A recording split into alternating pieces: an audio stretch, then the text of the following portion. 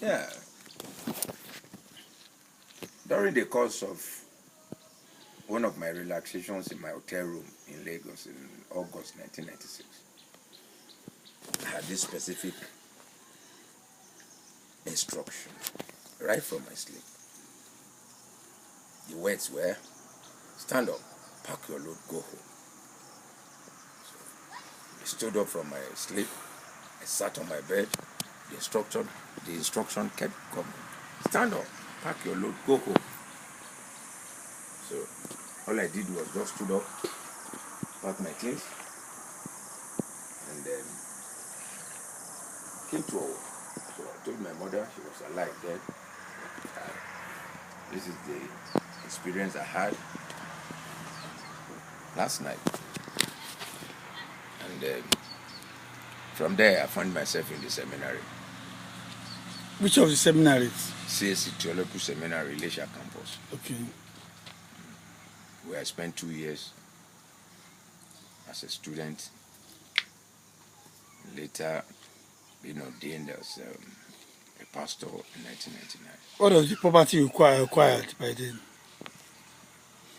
While I was there, lively to things of the world. While I was there, lively to things in the world. Yes, sir. Yeah, they acquire much. When I make my money, I spend it on women. I sleep in the hotel. I live in the hotel for 7 years. I I bought cars, bought lands. I was there just enjoying myself, my brother, until the grace of God came upon my life. Where are those properties now? Those properties, talking of about 18 years ago, Yeah. I sold all of them even before I finally met Christ. I lost all of them because even my passports were stolen. International passport with visa to US, to England, to Germany, was stolen twice. So it was drawing on me that the hand of God might be in it until God finally struck. And, Sir, you speak good English. You are eloquent. thank you. You are a superb man. Thank you. That means or shows that you went to school. Does it mean that the school you went to was or and is not profitable, that maybe to go into drug or evangelism?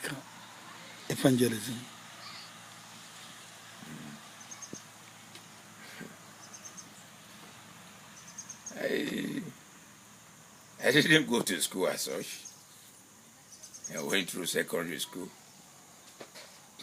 That was the only visible certificate before I met Christ. Though later, I went through a lot of schools in theology. Today, I have a doctorate degree in theology. So, but before then, I never had much education. Except I speak English just by the grace of God.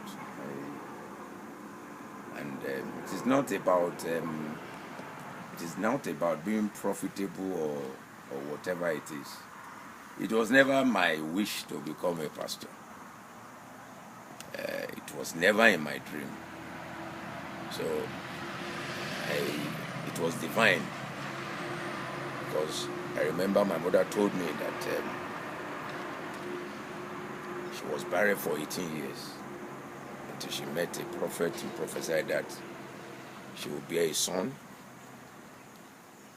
That child will be a servant of God, and that child must be given back to God immediately I'm being weaned. That is, when I come of age. So when I was 6 years old, I was given to a pastor in a mission house where I lived my life until I grew up under the tutelage of a pastor. But when I went to secondary school, I went away from the presence of God. I went away from the presence of God until I finally met God again in 1996. So between 1976, 77 and 1996, I never went to church. So it's not about church thing. Sir, what about your marriage life? Marriage life. Yeah, I had a wonderful married life. I am married with children. Your wife or wives? I have a wife. What does she do? What was she doing? My wife is a student. Is a staff from the Polytechnics. Been there for years now. Sir, you are very handsome. I don't know how you looked like when you were young or when you were younger. As a pastor and a man of God, have you ever had temptation from women? Can you take temptation away from this work from women? We're only being sustained by the grace of God. So, like you said, those days when I was much younger, I remember one particular trip. I was traveling from to GFK, from Murtala Mohammed to John Kennedy Airport in the US. Our plane broke up. One wing of the plane broke up after we were boarded. And we had to wait for 18 hours in Lagos. And I have substance of about 700 grams in my stomach. 700 grams of what? I have 700 grams of cocaine in my stomach for 18 hours. And you don't believe it, that right there, one or two women were chasing me. One of them was traveling to Texas. She has to stop with me in New York and went with me to my place in New Jersey. You see, so the issue of women is a thing of pleasure those days. But Paul said, I am what I am by the grace of God. He said, yet not I, but the grace of God that was with me. So I want to thank God for his grace that is upon my life. That has... So each time you arrive at the airport, where were your customers then? Arrive at the airport? Yes. Or at your destinations? When I arrive in my destination, I will go and lodge in an hotel. Then I will contact my... At the time I was a carrier for some prominent Nigerians. Then later I become a parent myself. I was carrying for myself. As a parent, where have you visited? You're asking too many questions. Yes, sir. I visited lots of countries. I remember precisely this particular instance.